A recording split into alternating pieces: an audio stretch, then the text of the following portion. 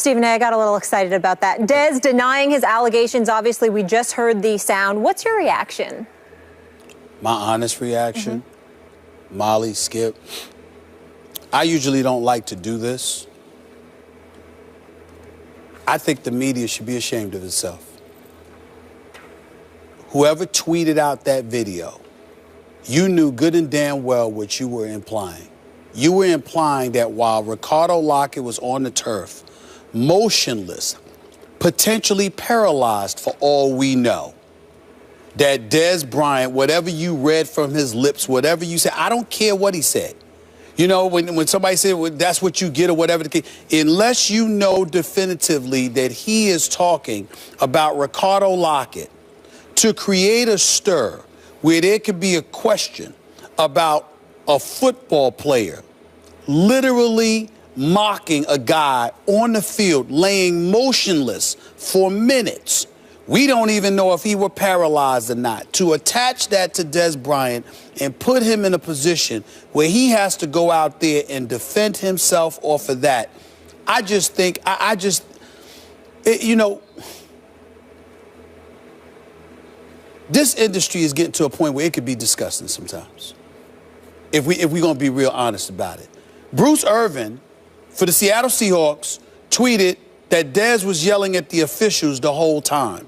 And we get all of that. But all I'm saying is this.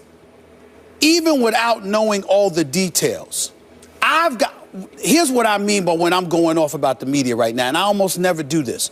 But I got to be absolute 100% proof positive that that's what you said and that's exactly who you were talking about in order to just put that light out there, to shine that light on another player.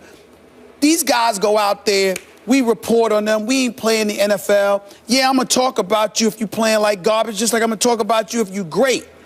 But if it's something along this line where you, listen, Ricardo Lockett's in the hospital in Dallas. He hasn't gotten home yet. His family is with him. I got a text from one of his friends this morning said Marshawn Lynch has been by his side. He refused to leave with the team. He's been with them all night long. You got people worried about this brother and what's going to happen to him.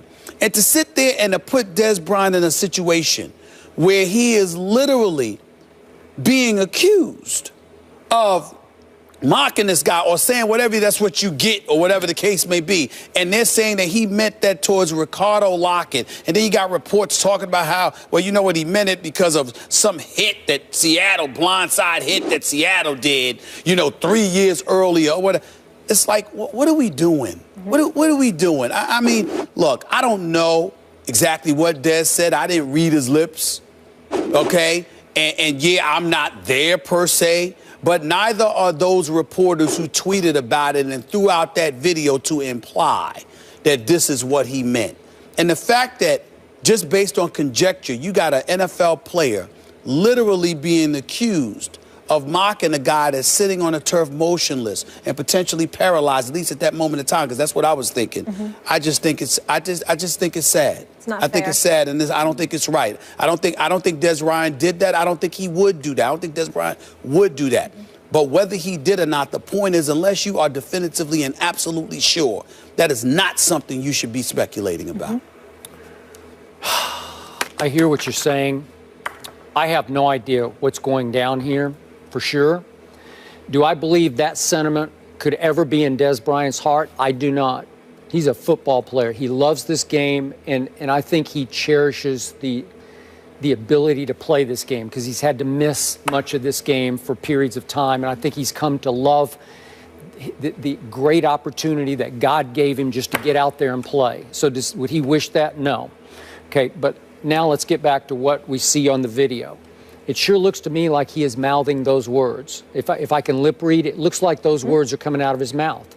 And he did acknowledge, did Dez, as he refuted what the media was, quote unquote, accusing him of. He said, I could have been talking about something completely ... else, like something complete. So he acknowledged he could have said those words. That's what he gets. But it could have been aimed at somebody else because there was a whole lot of back and forth trash talk going on because there is lingering bad blood between these teams. And I'm sure some of the Seattle players were not happy with this Heath kid who laid out Lockett as a Cowboy special teamers. Even though I thought it was a brutal but a legal hit, it did draw a flag. That's fine with me. It's almost like just on principle it deserved a flag, not by the letter of the law. This is a violent game that's going on out there. We know this, and the most dangerous time is on punt returns. No longer kickoff returns. They've sort of legalized some of the, they've sort of taken some of the brutality out of kickoff returns. But on punt returns, bad stuff can go down. And it did, and God bless him. I hope he's okay. It sounded like he was going to be okay, that he just wound up with a concussion. Yeah.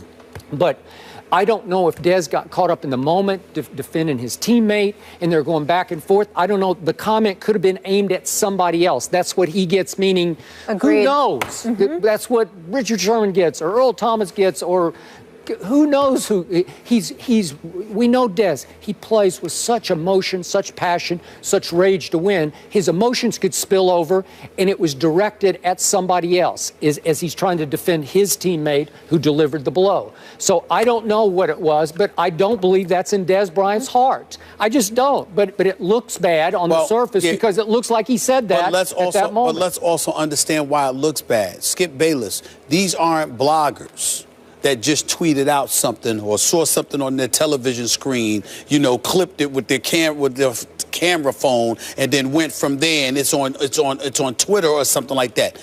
These are journalists who were at the game who tweeted it out.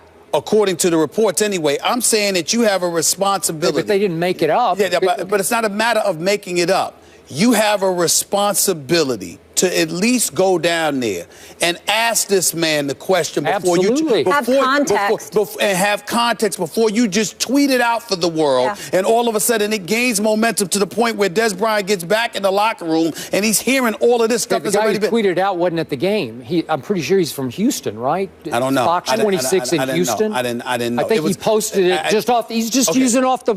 He took the footage off the broadcast. Right. Okay. All right. So they're reacting. The reporters at the game are reacting to what they saw. Anybody could have seen it. Anybody could have pulled it off. We all saw it. I saw it on TV. Yeah. I saw it on TV. But what I'm saying to you is that it's unfair that he walks into a locker room and rather than just ask him the question, he has to fight off accusations. That's entirely different. Asking somebody what went on at that particular moment, what were you saying, et cetera, is entirely different than somebody walking into their locker room, being in front of the media, and having to fight off accusations. You and I both know that half the battle, most of the time, half the battle is fighting off one's interpretation than fighting off facts. Yep. And when you have to walk up in there and you're confronted by those accusations that somebody would literally sit up there and say, you know what, that's what you were doing. It looks like that's what you were doing. That's pretty bad. That's pretty bad, is all I'm saying. The media is not out of bounds to ask that question. I'm not saying they're out of bounds to ask the question. I'm saying they're out of bounds to sit there and paint a picture as if he is guilty of something that he has to refute. We didn't know. We didn't know what he was saying. And Bruce Irvin had to go out there in the tweet and basically say, again, he wasn't talking to us. He was talking to the officials. I'm saying asking the question and being blind and just wanting to know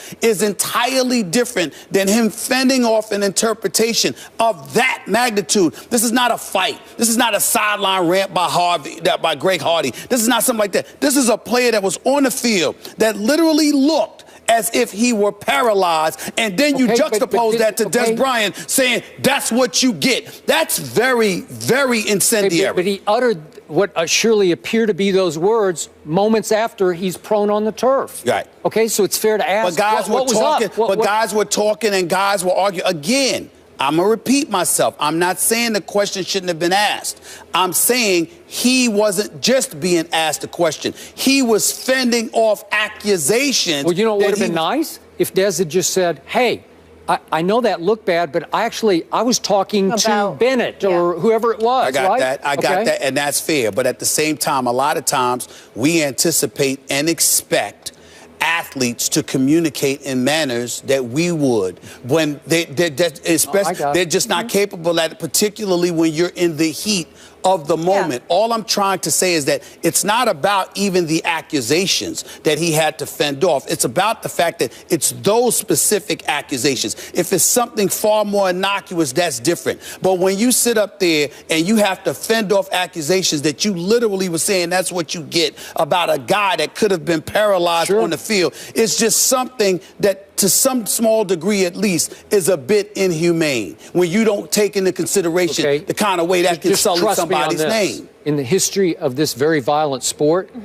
those kinds of lines have been uttered many times about a guy who's prone on the turf by the opposing team. Well, I've seen it said by a guy prone on the turf by a fan base, I know players who have said things. Okay. All right. It's just it's the nature of I'm saying not to that degree, not in a situation like that. Yeah, but this is a gladiators game. Okay. Much as they love each other and care about each other from. Well, let me tell you something. He's not sitting up there and being as adamant and vehement in his denials if he doesn't care. The fact is that you care because you know that there are certain things that are beyond the pale that are just too low to go. I agree. Unless you are sure, you got no business putting somebody in a position where they have to defend themselves against something that's low. Do you know how low you got to be to watch a guy on the field looking as if he's paralyzed and sitting there saying, tough, that's what you get? You have any idea how that makes somebody look? To me, there's just lines that should not be crossed by us. And I think in this particular case, it was. To use RG3's term, maybe a victim of clickbait? We don't know. It was a tough day for game